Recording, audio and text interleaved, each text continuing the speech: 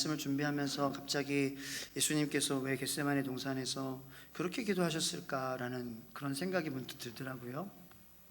왜 그 잔을 피할 수 있으면 피하게 해달라고 하셨을까? 그죠? 이게 결국은 순종하셨어요. 그런데 여차하면 좀 오해할 수 있는 부분이 예수님 죽는 게 무서워서 그런 거잖아. 예수님 아픈 거 그거 무서워서 그런 거 아니야 라고 그렇게 생각을 하는 경우가 있다는 거예요. 저도 이렇게 뭐 지금도 예수님 마음 제가 어떻게 다 알겠습니까? 저 같은 사람이 하나님의 마음을요. 그런데 그 마음이 아닐까 생각을 해요. 여러분들 사랑하는 사람하고 헤어지면은 아파요? 좋아요? 좋으세요? 집에 하루 남편이 안 들어오면 좋으신 줄로 믿습니다. 근데 아니죠. 원래는 아니죠. 예. 연애할 때 정말 이제 지금 그 사랑은 좀 다른 사랑이고 정말 또 그렇게 사랑했을 때 그 사람을 하루라도 못 보면 정말 아팠잖아요. 두려웠잖아요. 공포스러웠잖아요. 그죠?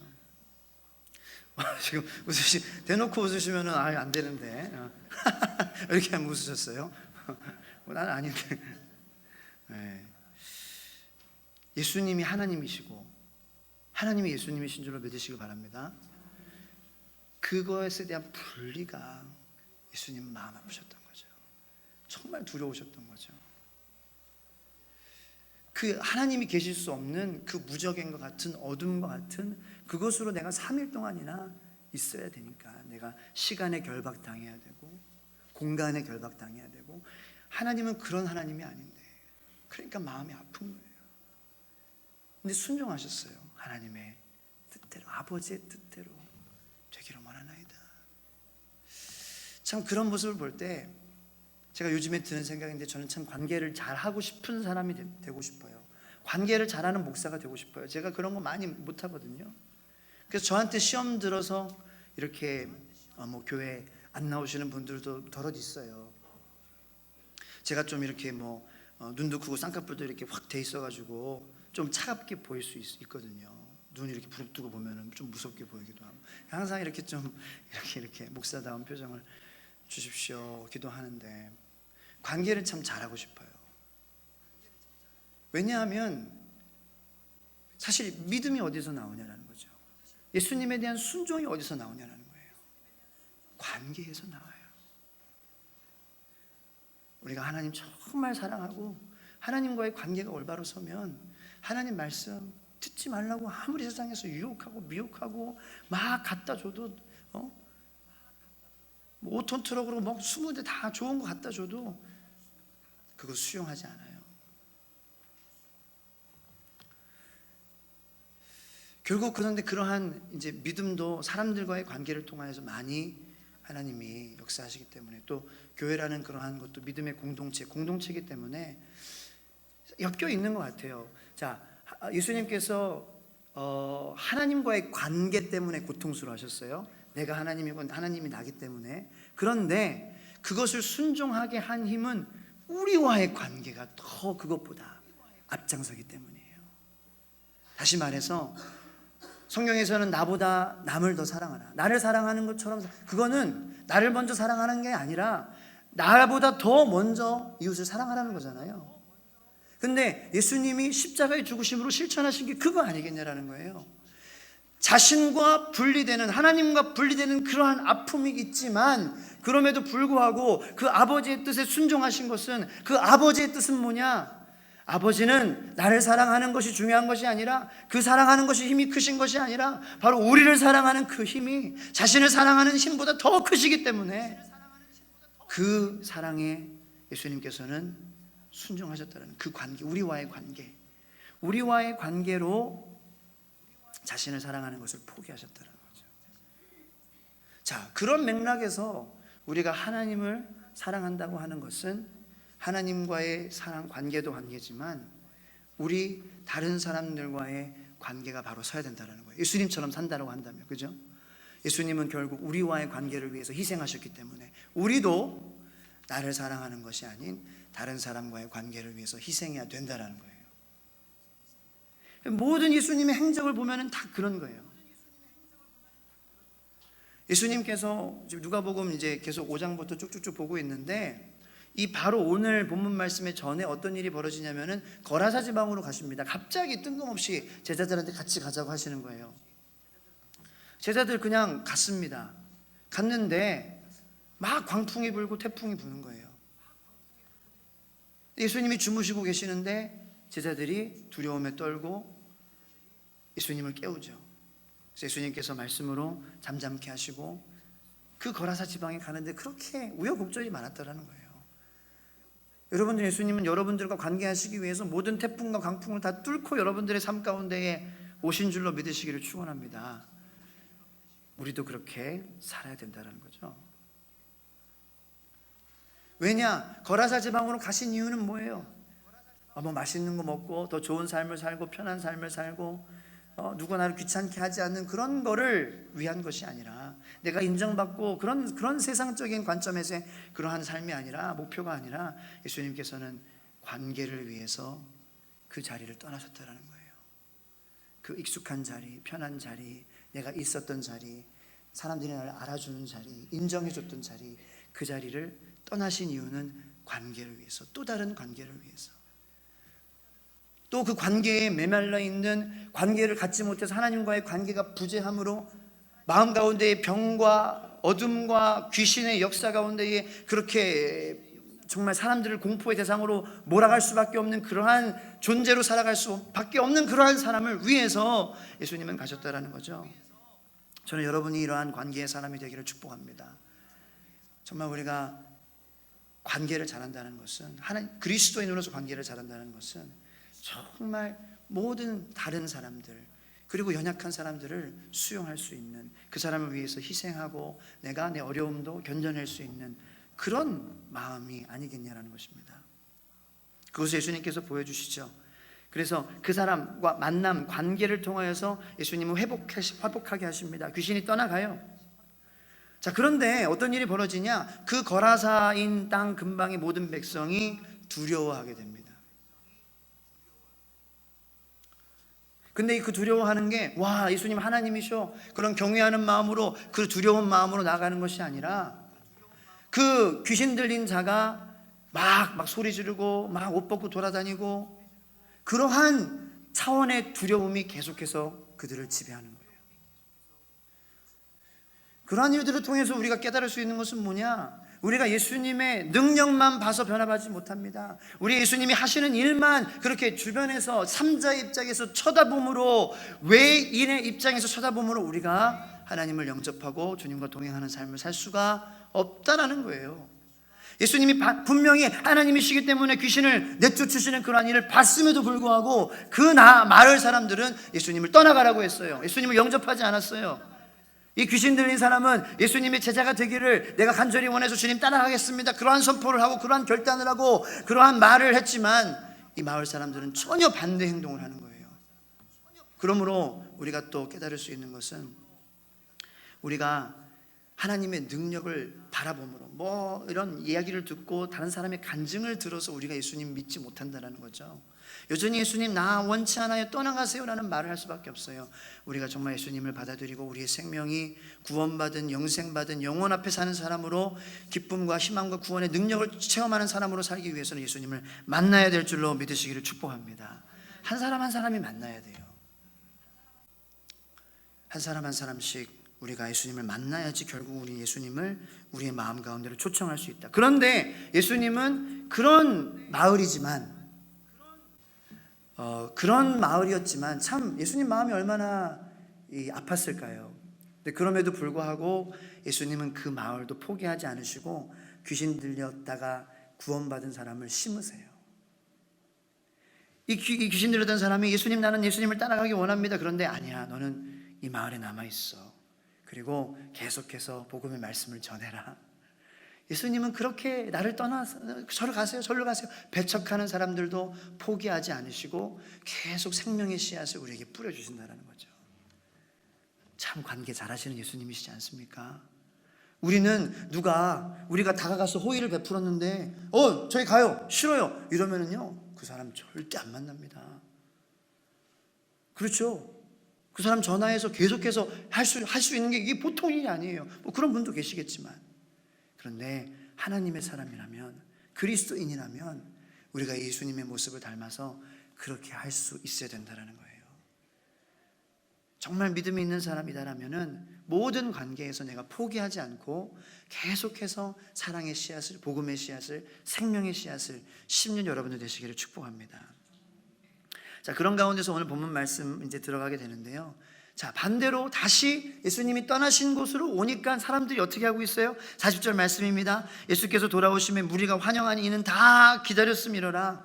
저는 여러분들이 기다리는 이러한 여러분들이 되시기를 축복합니다. 자, 반대의 상황이죠. 예수님이 계시지 않았지만, 보이지 않았지만 이 사람들은 돌아가지 않고 떠나지 않고 그 자리를 어떠한 마음으로, 원망하는 마음이 아니고, 왜 예수님이 안 계셔 불평하고 불만하는 마음이 아니고, 환영하는 마음, 기다리는 마음, 간절한 마음, 예수님을 보고 싶어하는 그러한 마음으로 기다렸다라는 거예요.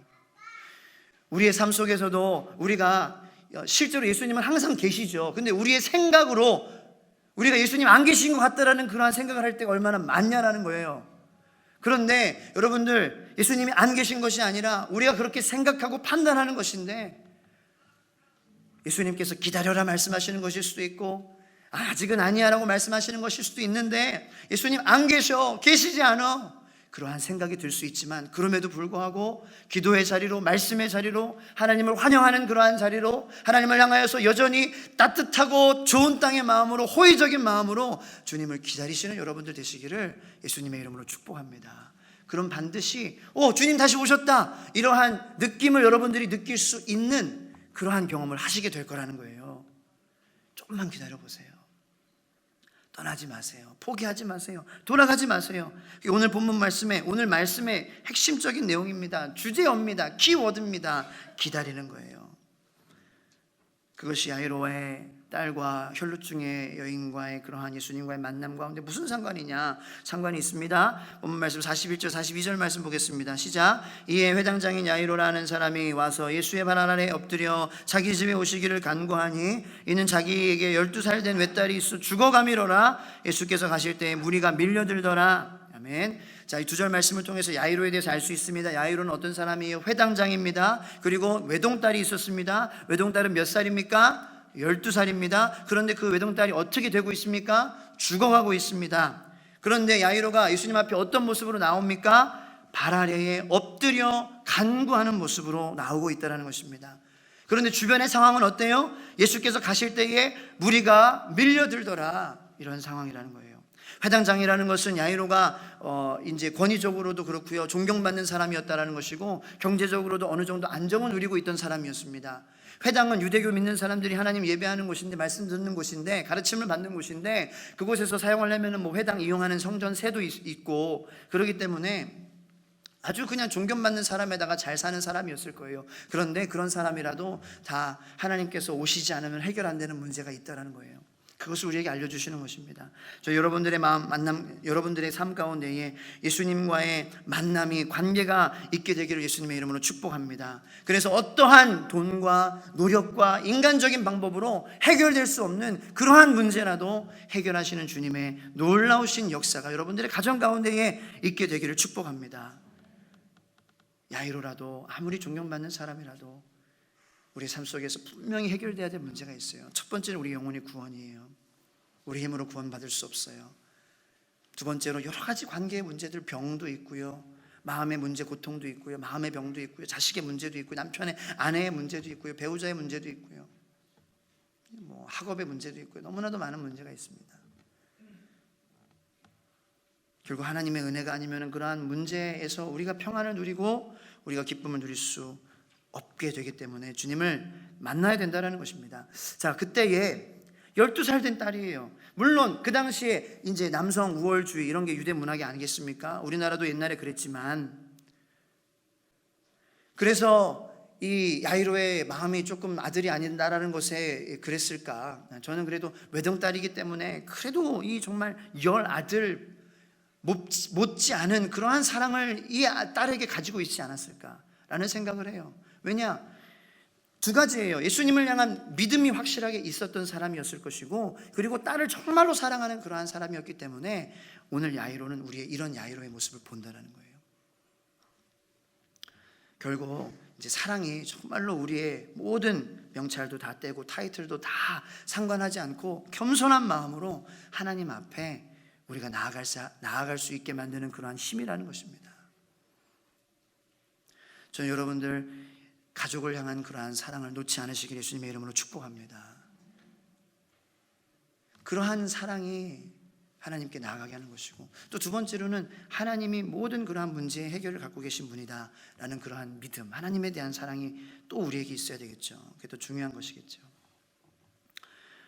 그런데 나랑 지금 내가 야이로라면은 내가 딸이 지금 숨이 꼴딱꼴딱 넘어가려고 하고 있는 그러한 찰나예요.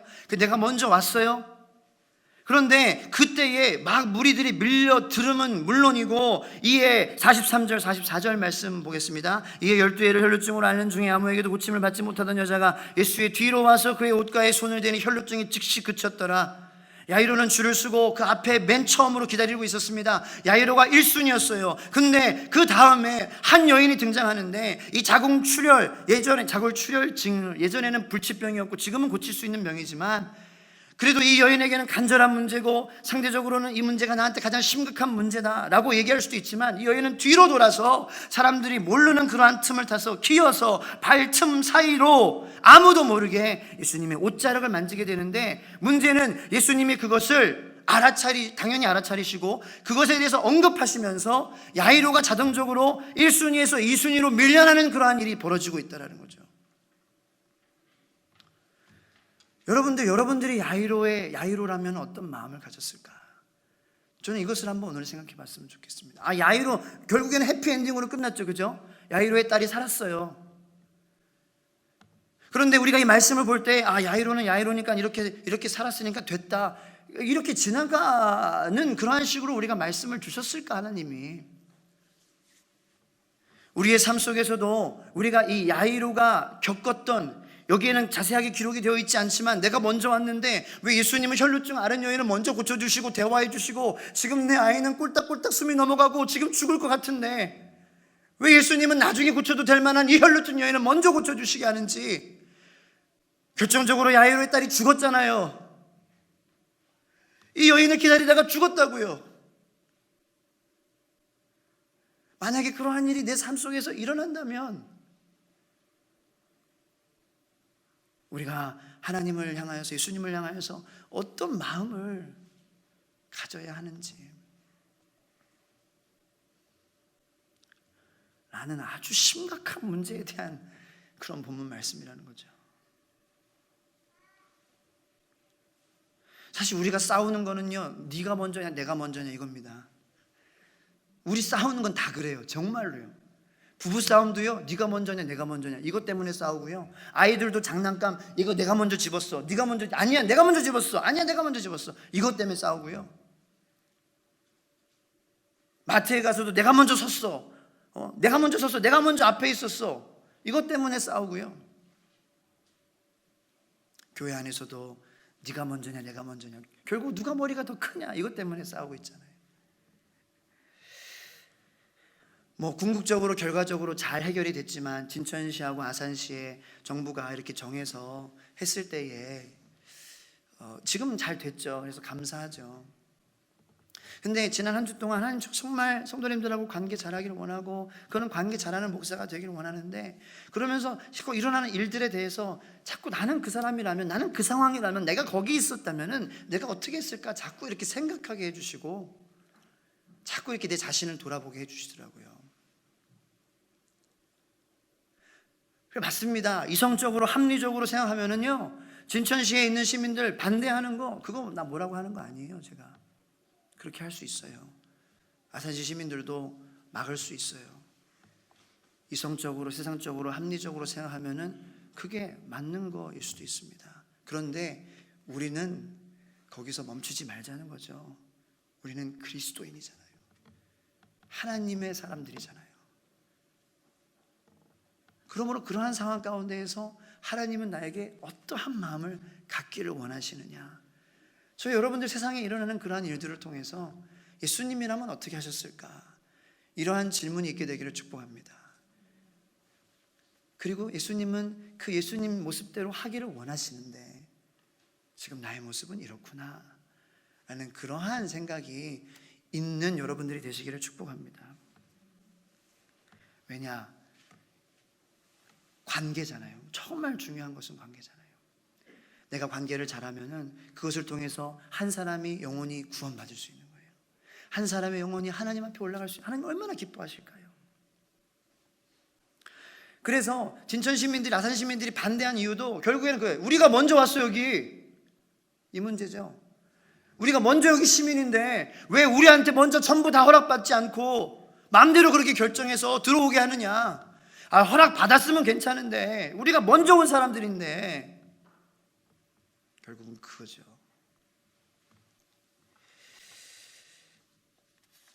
사랑하는 성도 여러분, 12세 죽어가는 소녀, 그리고 12년 동안 죽어가는 여인.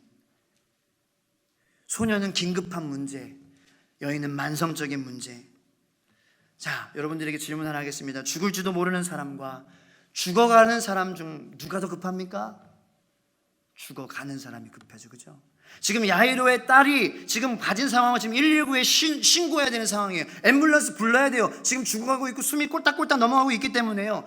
이 여인도 물론 불쌍하고, 물론 12년 동안 이 여인이 정말 만약에 결혼했다라면은, 여보 내가 집을 떠날게, 아이들한테 피해 주는 거잖아, 여보 내가 또 당신한테 피해 주는 거잖아, 그러면서 12년 동안 또 돌아다녔어요. 이 여인도 참 불쌍한 사람이에요. 그런데 합리적으로 따져보자고, 이성적으로 따져보면은 둘 다 간절한 상황이지만 야이로의 딸이 더 간절합니다. 그런데 예수님께서는 야이로를 조금 밀어내시는 거예요. 그리고 여인을 만나십니다. 순서가 중요하죠. 이성이 중요하죠. 합리가 중요하죠. 하지만 하나님을 믿는 사람들로서 뭐가 먼저 중요하냐? 자, 예수님이 일반적인 의사시라면 이 순서가 굉장히 중요합니다. 응급실에 가면은 이 두 여인과 야이로의 딸이 있다면은 응급 의사들은 100이면 100 다 이 아이를 구하는 거예요. 먼저 혈루증 이거 조금 있다가 한다고 바로 안 죽으니까, 그죠? 그게 이성이고, 그게 세상이고, 그게 합리적인 것이 어떻게 보면 실리적인 겁니다.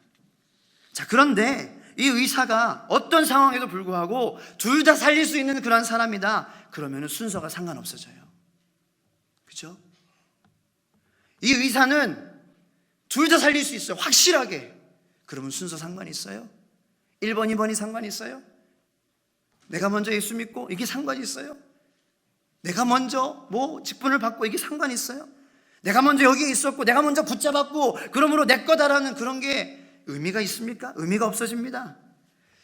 여기서 중요한 포인트는, 우리 하나님을 믿는 사람들은 그러한 영원하시고 모든 사람들을 다 동시에 살리실 수 있고, 여기에 속하지 않으시고 여기에도 있으실 수 있고 저기에도 있으실 수 있고, 나도 살리고 그 병 들린 사람들도 살리고 진천 시민도 살리고 우한에서 온 교민들도 살리실 수 있는 영원하신 하나님 앞에 여러분들 사시기를 예수님의 이름으로 축원합니다. 그러면 싸우지 않아요. 싸울 필요 없어요. 여러분들이 먼저 가셔도 돼요. 여러분들이 먼저 누리셔도 돼요. 하나님은 여러분들도 누리시게 하고 나도 누리게 할 것을 내가 알기 때문에 별로 문제가 되지 않아요. 이게 관계에서 정말 중요한 거예요. 이런 마음을 가지고 우리가 관계하면은 정말 어떤 사람하고도 우리가 왜 관계를 유지 못하겠습니까?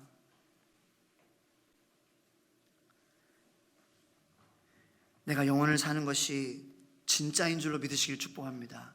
여러분들 다 지금 예수님 오시면은 천국 가는 여러분들인 줄로 믿으시길 바랍니다. 믿으시죠? 아멘. 이것에 대해서는 아멘 확실하게 하셔도 돼요. 자, 그러면 여러분들은 잠깐 사는 사람이에요? 영원을 사는 사람이에요? 영원을 사는 사람 분들이세요. 그러므로 그 영혼 앞에서 우리가 계속 살아가자는 거죠. 그 하나님 앞에서 계속 살아가자는 거죠.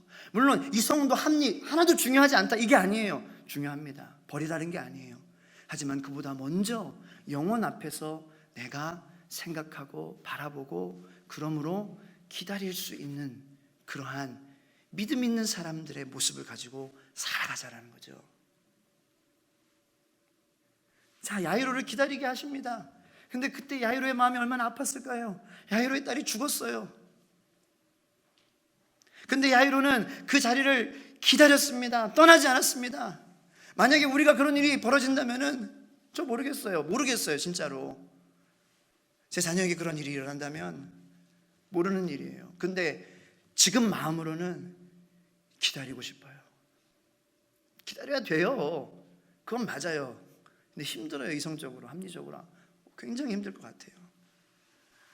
야이로는 기다렸어요. 참 야이로 대단한 사람이다. 딸 죽었는데 예수님 저주하고 떠나도 그런 사람들도 많은데, 근데 어떻게 됐어요? 야이로가 기다림을 견디고 참았기 때문에, 야이로는 병든 자를 고치시는 예수님이 아니라 죽은 자를 살리시는 예수님을 만날 수 있었습니다. 결국 그 기다림은 야이로를 위한 거였어요. 여러분들 기다리시면서 힘드시죠? 예수님 마음이 어떨까요? 예수님 야이로를 봤을 때 마음이 어떠셨을까요? 야이로야, 조금만 기다려. 너 제발 떠나지 않았으면 좋겠어. 딸 죽은 거 알아. 네 입으로 막 판단하고 미리 결단 내고 미리 결론 내고 싶은 거 알아. 근데 조금만 기다려. 야이로야, 내가 너한테 갈 거야. 예수님 마음 아니에요? 그거 기다리니까 온 가족은 예수님을 사람 살리시는 예수님으로 만난 거예요. 저는 여러분들의 가정마다 하나님의 이런 놀라운 큰 기적이 있게 될 줄로 믿습니다. 조금만 더 기다리세요. 떠나지 마세요.